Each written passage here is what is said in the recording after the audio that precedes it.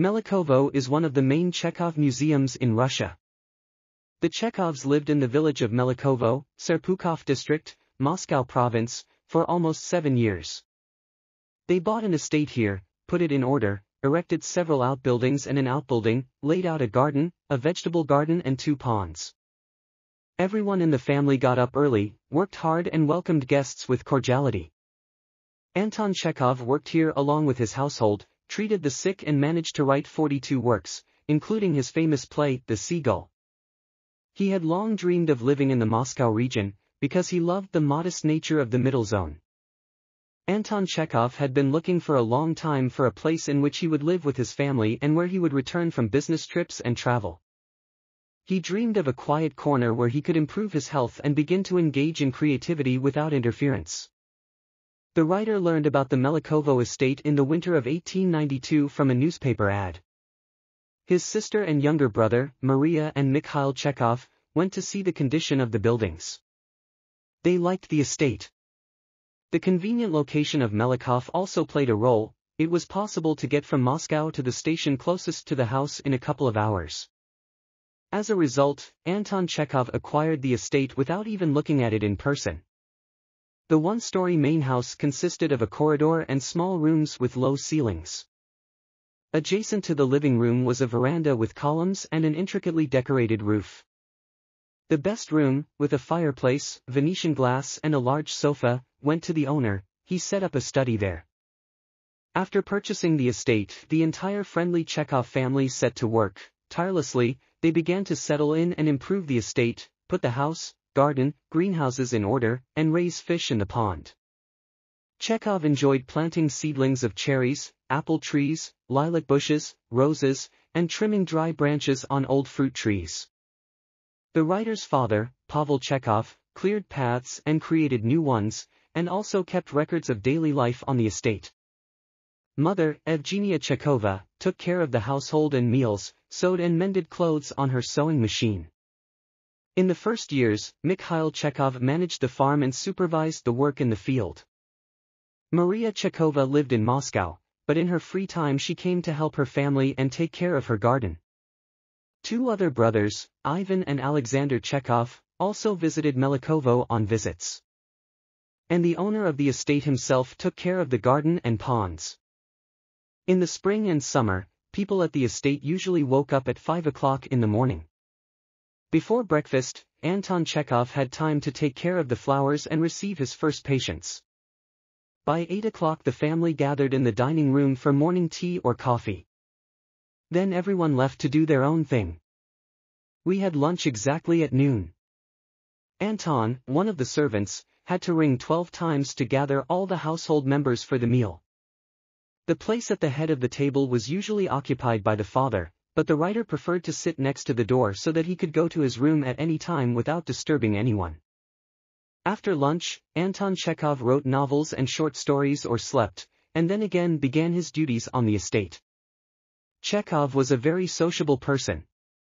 There were times when Melikhovo's house could not accommodate numerous guests, and in 1894 he built an outbuilding on the estate, where he later moved to work. The outbuilding is the visiting card of the estate. And no wonder, because Fyodor Osipovich Shechtel himself designed it. Initially, the outbuilding was built as a guest wing. But the writer liked the house so much that he decided to move into it himself. When the owner was ready to receive patients, a flag was raised on the flagpole. It was here that he received patients. This is what Chekhov will say later about the outbuilding, my house, where The Seagull was written. The writer also changed some things in the management of the estate. Thus, peasants were given free passage and the passage of livestock through the estate, for which they previously had to work for the owners all summer. Below we see the kitchen outbuilding, built already under the Chekhovs. On the initiative of Anton Palik, a fire shed and a bell tower were erected in the village, a well was dug and ponds were dug in waterless Melikhovo. At his own expense and according to his own plans, Chekhov built 3 schools, in the nearby villages of Talez and Novoselki, and the 3rd in Melikhovo. He treated peasants in need of medical help. He did not set aside specific hours for receiving patients, and the peasants did not have any hours. he hung a flag over the outbuilding. Chekhov cooked it himself. To do this, he grew various medicinal plants and herbs in the garden. Huge, Berlin poplars grow between the kitchen outbuilding and the pond. The giants have long since exceeded 100. The trees were planted by Anton Pavlovich's father in 1898. The writer ordered the trees in Riga. The estate was almost always crowded. The writer's brothers with their families, his friends, Maria Chekhova's friends, and sometimes even strangers came from Moscow and St. Petersburg to stay. Levitan was a frequent guest of Chekhov.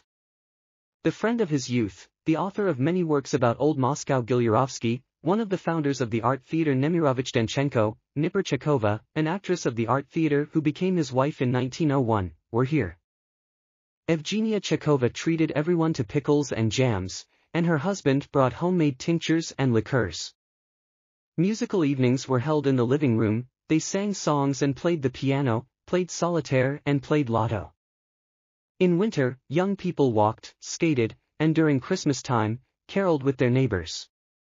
Anton Chekhov never missed an opportunity to play pranks on his visitors.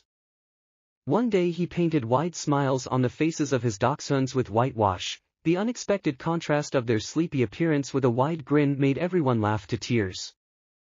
Pavel Fokin, in his book, Chekhov Without the Gloss, wrote about an incident with a frequent guest of the estate, the writer Tatyana Shipkina-Kupernik. In Melikhovo, coffee-colored and white pigeons, the so-called Egyptian ones, were wandering around the naive courtyard, as Chekhov called it, and a cat of exactly the same color.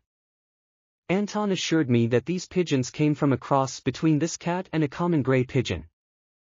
At that time, natural science was not yet taught in all schools, so the writer believed him. In Moscow, she told her friends about these unusual birds, which greatly amused everyone. Chekhov distracted the artist Maria Drozdova from her work. He dressed up in a French suit and a blue beret. And for another artist, Alexandra Kodiantseva, he quietly placed an onion in her shoe. Along with the estate, Chekhov inherited two mongrels, Sharik and Arapka, and they soon had offspring.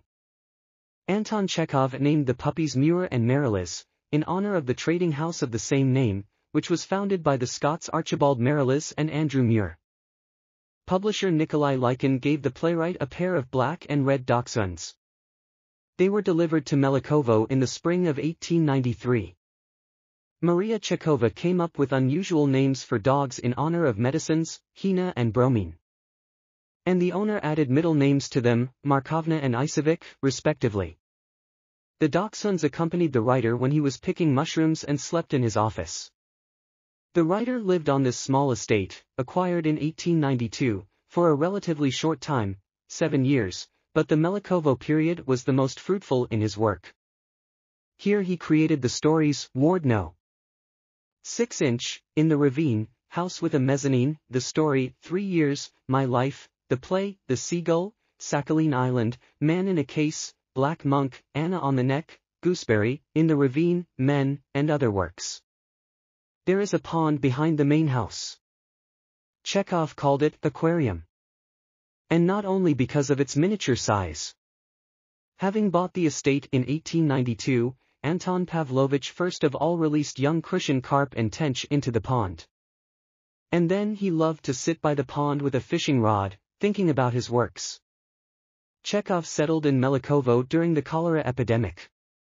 When local residents came to meet the new owner of the estate and called him master, they heard in response, "I am not a master, but a doctor, I will treat you." During the fight against cholera, Chekhov even asked to stop considering him a writer, so much was his medical activity absorbed. From the Linden Alley through a gate we find ourselves on the territory of the former Kovshinnikov estate. Behind the second pond is a small log cabin.